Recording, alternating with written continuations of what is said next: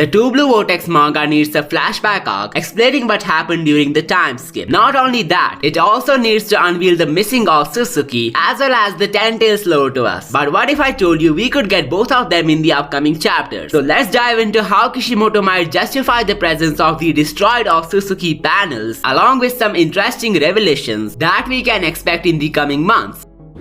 With the introduction of the Shinju race, the forgotten history of Boruto has got more interesting than ever. The reason I call it the forgotten history is because the Otsutsuki gods have modified the memories of humanity in the past. This means there could be literal events that played a huge part in Shinobi Chronicles, yet no one remembers them due to omnipotence. Boruto will eventually come to know about all the mysteries that are surrounding his universe. However, some small details that Kishimoto has dropped could help us to figure out where everything is going. Like these broken Otsutsuki tablets, for example. They could take the story of Boruto into literally any direction. Kishimoto could set up one of the missing Otsutsukis as Jashin to bring back the lore of Hidan's god. It would explain why he was regarded as the god at first place. He must be just like Shibai, who attained the divine stature by devouring countless planets. This could be one of the greatest foreshadowings in the history of Naruto. While there are a lot more dots in the Jashin being the Otsutsuki god theory, what excites me the most are these new villains and their potential connection to the missing Otsutsukis. A detail that I think most of you guys have missed can be found in this panel where Boruto refers to these new creatures as Shinjus. He never encountered such beings before, so how did he name this race if it was his first time meeting them? Going by the official translations, he simply called them god trees, maybe because that's the first thing which came to his mind. However, we shouldn't forget Boruto's body has been fused with Momoshiki, which takes us to a really mind-blowing plot point. Back in chapter 75 and 76 of the manga, there was a glitch in the Kama that made Momoshiki's thoughts overlap the mind of Boruto. He was able to hear what Momoshiki was saying to himself and could even interact with him telepathically. I believe this glitch can work in the opposite way as well. Boruto could see through the memories of Momoshiki to find something useful or interesting, and that's what I think has happened in the time skip period. He was able to peek into the past of Momoshiki and was able to recollect some important intel on the 10 tails. Momoshiki knew a lot about Shinjutsu, so maybe Boruto has gained the entire knowledge of the divine arts from him, which is how he was able to figure out the horrors of 10 tails. But still, this doesn't explain how he knew about the Shinjus. It could be that Momoshiki had encountered such beings in the past. That's how Boruto was aware of them. But how is that even possible? This would mean that these intelligent 10 tails were present in the past. That's how Momoshiki is familiar with them. The memory crossover of Boruto made him aware about these monsters, but to assume they existed in the past could have been a bit far-fetched thing to assume, if only I hadn't noticed this detail from the Shinju panel. Here you can see the clothes of the bald Shinju are partly torn, which means he must have been fighting in the past. Shibai Otsutsuki's outfit was also damaged, signifying the countless battles that he must have fought. Moreover, Boruto also has got a torn sleeve in the time skip, which could be an outcome of a Shinju battle. However, when it comes to the shredded garments of the living 10 tails, there are a few theories which could come true in the form of a flashback very soon. The first possibility goes back to Amado and his modification of Code. We know Aiza and Daemon have been modified with the DNA of the Otsutsuki god, but for some reasons, Code wasn't modified with any such DNA. Rather, he was given a Shinjutsu known as the Claw Marks. This divine technique is a really underrated mystery. Not only we are unaware about the source of Otsutsuki of this Shinjutsu, but its capacity of creating a new form of 10 tails is also mind-blowing. To make things simpler, let's assume Amado took this Shinjutsu from the remains of Shibai, and this could be one of the techniques that he used before attaining godhood. I think so because an Otsutsuki god with omnipotent powers shouldn't need the claw marks as a medium of transportation, cause it would be really lame. However, just because it was taken from the same remains that are responsible of granting Aida the omnipotence, we can assume that claw marks have the DNA of Shibai Otsutsuki mixed with them. Now, the awakening of the Shinju was an outcome of the fusion of three things: the claw marks with godly DNA, the 10 tails, and a human being. The human served as a vessel to his 10 tails avatar, and the DNA of Shibai Otsutsuki, which circulated from the claw marks, must have granted them intelligence and awareness. The interesting part comes from the similarity of attire between Shibai and the bald Shinju. Well, what if just because the claw marks had the celestial DNA, the Shinju's attire got derived from the source Otsutsuki, which is Shibai? This would create an exciting dynamic between the Otsutsuki god and Shinju's, especially because Kawaki and Boruto can also be seen with the eyes of Shibai Otsutsuki. This shows how the omnipresent quality of the Otsutsuki Otsutsuki god has made him reflect himself in literally every major character of the story. Everything goes around and comes back to Shibai Otsutsuki just because he is the game master of this universe. The other theory elaborates why the ripped outfit of the Shinjus have something to do with the power of omnipotence. But before explaining that, please hit the sub button below and don't forget to click the notification bell. By doing this, you will never miss any upload from my side. The power of divine wish can materialize any desire of the user, and Aida's omnipotence was just a fraction of what this power is capable of doing. Shibai Otsutsuki must have the ability to manifest even the most bizarre ideas into reality just because he cares about the whole Boruto universe. So what if before the Otsutsukis used to harvest the god tree through the sacrifice method, the Ten Tails could have been a warrior race whose remains needed to be consumed by the Otsutsukis to become more powerful? The main reason I think so is because of the combat prowess of the Celestial clan. What was the need of gaining all the fighting skills and special powers if their only goal was to harvest the god tree? If we look into the history of mankind, humans developed the brawling capabilities only for the sake of survival. In case of Otsutsukis, their warfare skills must have been improved over millions of years in their battle against the self-conscious Ten Tails. However, when Shibai attained the god stature, he quickly turned the warrior race into the modern day Ten Tails, which needs an Otsutsuki as a sacrifice to bear the chakra fruit. Let me know in the comments what you believe is the limit of omnipotence. Can it actually materialize such wishes that I mentioned, or is it just limited to the memories of people? Another point that solidifies the evolution and devolution theory of Ten Tails can be found in chapter 79. Momoshiki said that just because every human being is connected through chakra, omnipotence was successful in manipulating their viewpoint on Boruto and Kawaki. This means chakra or embodiments of chakra can easily be manipulated by omnipotence. And when we talk about the Ten Tails, it's nothing but a large manifestation of chakra itself. So going by the theory, the pre-omnipotence form of the Shinju must be some warriors of chakra with a free will of their own. Shibai literally degraded them with his powers, but ironically they returned with the help of the claw marks, which is most likely a technique of the same deity. After joining all these dots, I feel like a proper flashback arc explaining the origins of the Shinjus as well as the mysterious characters is what the manga needs the most. Even a few panels of flashback going over the forgotten or untouched plot points of the story can take the hype of the series to another level. For example, this panel of Shibai Otsutsuki shows him flying, and according to Amado, he could create thunderbolts by a swing of his arm. Now imagine Kashin Koji and Boruto talking about the flying thunder god, and then a panel of Shibai is shown just to tease that he was popular by that name. Now just think what a proper flashback arc could do to the story. The backstory of Shibai missing Otsutsukis, Code, Amado, Aida and Daemon could do wonders to the plot of Boruto. I personally feel bad towards Code for the amount of disgrace that he has went through as an antagonist. It could be that a flashback arc could turn the viewpoint of people towards him due to numerous reasons. One such reason that I think could save the character of Code from all the disrespect and disgrace has something to do with Amado. If you notice the names of the Kara cyborgs, they have been taken from the world of computers, like Aida being a high-level programming language, also the name of Aida Lovelace, the first female computer programmer, Code being computer code, Bug being a bug that ruins a computer module, Daemon is a computer program, and so is Delta. However, things took a spicy turn when Delta was revealed to be the clone of RKB, Amado's real daughter. So what if Code, Aida and Daemon are the code names of the real subjects of Daemon? This means Code's real name could be something else, and this even increased the chances of him being an Uzumaki. As we know, Uzumakis have red hair and high chakra reserves. Maybe that's how he sustained the Jigen experiment. He could be one of the few survivors of the Uzumaki clan, and if this connection comes true, then maybe he shares a fateful bond with Boruto. This even explains why they got a scar in opposite eyes. However, Code belonging to the Uzumaki clan might unleash the plot of the missing Otsutsukis to the story. As we know, this clan had mysteriously disappeared, and according to the rumors, they were wiped out by the other clans cause they feared their powerful chakra reserves and sealing techniques. But now that we know the source of all such powers were Otsutsukis, it can be assumed that some Otsutsuki god killed them all, and then rewrote the memories of everyone regarding them. Now the role that Code plays here is pretty interesting. If you remember, he calls himself an Otsutsuki worshipper, but the reason for this was never stated. So what if he was spared by the Otsutsuki gods who destroyed the whole Uzumaki clan, and that's what made him worship those beings? He was eventually found by Amado, who perfectly used him as a pawn with his mind games. Well, if Code actually ends up as the key to taking us to the missing Otsutsukis, then I think his legacy will be remembered for the rest of the series. Talking about the missing Otsutsukis, they There is even a possibility that these broken Otsutsuki tablets actually belong to Boruto and Kawaki and were created by a glitch in the timeline. As we know, the Otsutsukis and their tech is the most advanced in the universe, and it can also be seen in the Ten Tails dimension. Now these panels might be the proof of Boruto and Kawaki traveling back to the past. Now whether things would improve for them if they went to the past, or there is no way out for their predestined fates, is a question that only time can answer. Meanwhile, there are a lot more questions that have some sensible theoretical conclusions, like why Boruto doesn't use the Kama seal, or if the Shinjus are gonna attack Konoha in the future. You can find your answers in these videos. Also, don't forget to subscribe for more amazing stuff. I will see you next time.